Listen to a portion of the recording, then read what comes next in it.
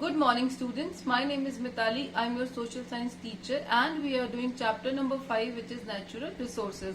In the previous sessions, we have discussed दो session हो चुके हैं. फर्स्ट सेशन में हमने क्या डिस्कस किया था कि नेचुरल रिसोर्सेज होते क्या है, and in the last session we have discussed कि हम ये जो नेचुरल रिसोर्सेज हैं इनको कहाँ कहाँ पे यूज करते हैं. तो हमने सब पढ़ लिया था. देखो, water is a natural resource, wind is a natural resource, minerals, ores, these all are natural resources. और इनके कितने ज्यादा यूजेस हमने पढ़े थे ना. तो अब अगर हम इनको वेस्ट करते जाएंगे तो हमारे पास फ्यूचर जनरेशन के लिए क्या, अपने लिए भी नहीं बचेंगे, राइट. सो इसीलिए बोलते हैं ना कि सेव वाटर. बोलते हैं ना, मम्मी पापा बोलते हैं ना, जब ज्यादा देर टैप ऑन रखते हो कि बंद करो बंद करो. सो इसीलिए बोलते हैं because these resources are limited. Few of them are very very limited, जैसे कि वाटर. और अगर ये खत्म हो जाएगा then how we will be able to survive. So today in today's session we are going to study about how we can conserve our natural resources. हम इनको कैसे बचा सकते हैं कि ये ज्यादा वेस्ट ना हो. So let's read it from your book. So how we can conserve the natural resources. I'm reading from your book, Conservation of Natural Resources. Our natural resources are present in limited quantities. जो हमारे natural resources हैं वो क्या है बेटे, limited quantity में हैं. Therefore, there is a need to conserve them. Conserve होता है इनको store करके रखना, इनको future के लिए बचाना. Some ways to conserve natural resources are listed below. नीचे दिए गए हैं कि how we can conserve them. We should सबसे पहले always separate the biodegradable waste and non-biodegradable waste. Biodegradable कौन सा waste होता है बेटे, देखो, waste that easily mixes with the soil by natural process. वो वाला वेस्ट जो इजीली डीकम्पोज हो जाता है और मैन्योर में यानी खाद में कन्वर्ट हो जाता है. Non biodegradable waste that does not mix with the soil and harms the environment, जैसे कि प्लास्टिक जो हम यूज करते हैं आजकल. सो बेटे सबसे पहले, और हमने लास्ट स्टैंडर्ड में भी पढ़ा होगा 4th क्लास में भी, कि always use 2 dustbin at home. घर पे 2 डस्टबिन लगाओ, एक में गीला कूड़ा, एक में सूखा कूड़ा, एक में बायोडिग्रेडेबल, एक में नॉन बायोडिग्रेडेबल. तो same. Second is do not leave the taps running while not in use. ये तो मैं बता ही चुकी हूँ. जब हम लोग हैंड वॉश कर रहे हैं या कुछ भी कर रहे हैं, नहा रहे हैं, तो हम ऑन छोड़ देते हैं टैप्स को. So it's better not to switch on the, not to waste the water. Just turn off the tap when you are not using. Not cut trees. This is very important, क्योंकि हमने wind energy पढ़ी है. अगर हम पेड़ काट देंगे तो हवा कैसे चलेगी, बारिश कैसे आएगी, ऑक्सीजन कैसे बनेगी, हम लोग जिंदा कैसे रह पाएंगे.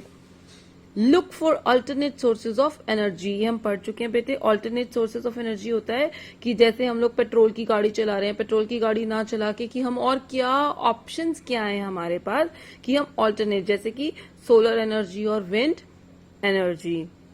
Use public means of transport to conserve petroleum. Petrol को बचाने के लिए क्या यूज कर सकते हैं, public means of transport. Public transport कौन सा होता है, जैसे कि रेलवेज, रोडवेज. अगर एक पर्सन को दिल्ली जाना है, सपोज मुझे अकेले दिल्ली जाना है, तो डू यू थिंक कि अगर मैं अपनी गाड़ी पे जाऊंगी तो it's a good idea. Petrol लगेगा, पेट्रोल खत्म हो रहा है ना, पहले से ही पेट्रोल खत्म हो रहा है.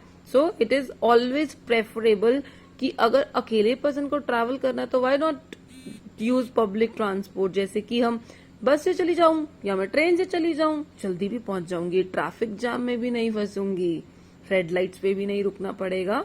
सो use public means of transport to conserve petroleum. Next is use vehicle that run on CNG rather than those that run on petrol और डीजल. मतलब ऐसे व्हीकल्स का यूज करो जो किस पे चलते हैं, CNG पे, जबकि जो पेट्रोल और डीजल पे चलते हैं उनका कम यूज करना चाहिए. Plant more trees. ज्यादा से ज्यादा पेड़ लगाओ. क्यों, टू प्रिवेंट सॉइल इरोजन. मतलब जो हमारी सॉइल है वो भी तो हमारा नेचुरल रिसोर्स है. सॉइल तो हमारे लिए सबसे ज्यादा काम करती है. अगर सॉइल ना हो तो प्लांट्स कैसे होंगे. और प्लांट्स हमें क्या क्या देते हैं, ये क्लास 4 में पढ़ा है.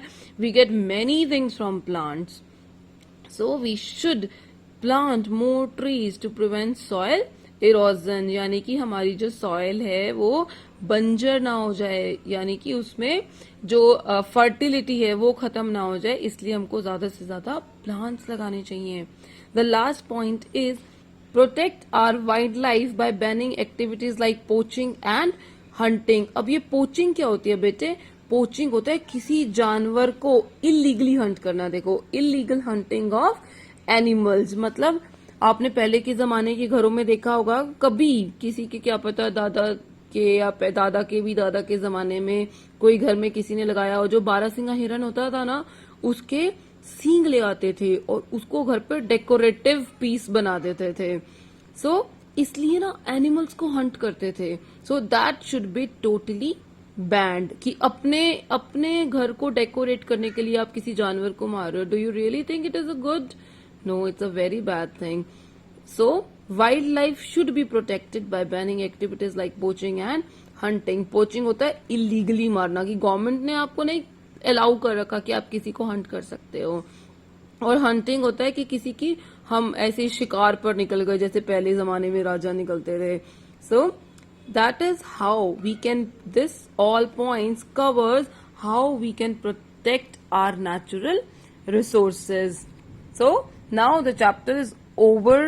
Prepare for chapter number 3. I'm going to take test and also find out the exercise of this chapter. Bye.